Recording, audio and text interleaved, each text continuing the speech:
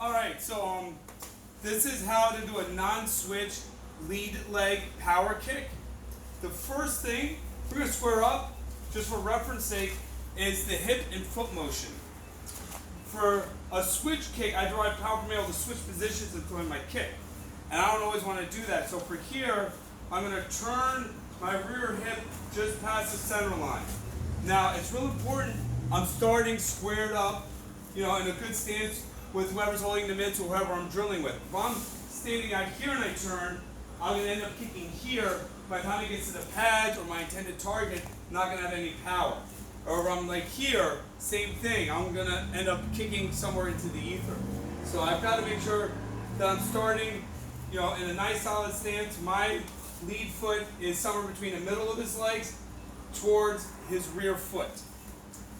My right heel, my rear heel, since I'm orthodox, if I was southpaw, obviously it'd be my left heel, is off the ground a little bit, and that's going to help facilitate my turning of the hips here.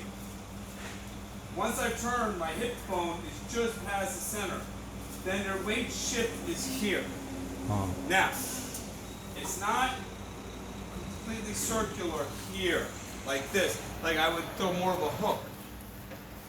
The shift here, I turn and there's a push with the front butt cheek. And that's what's going to help put power behind the kick. I always want my hip, my thighs, like this whole area, powering the kick forward. So when I throw this, I turn and launch it up.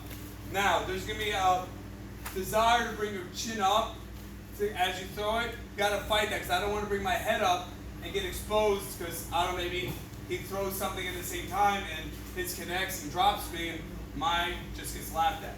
I don't know. So I always want to make sure to control my head position when I'm throwing this kick. Start, relax, boom. Once you get used to this, try doing it with a little bit of arm motion. Now, I don't recommend, actual punches, just moving your arms, right? So you're relaxed, and that allows you to hide the kick. So I'll do it from a couple different angles.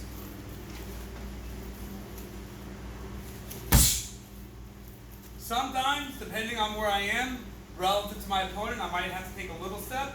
Some other times, if I'm close enough, I can just launch it.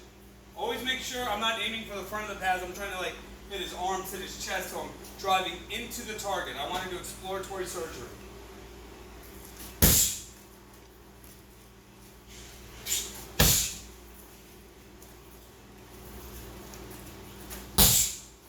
And that's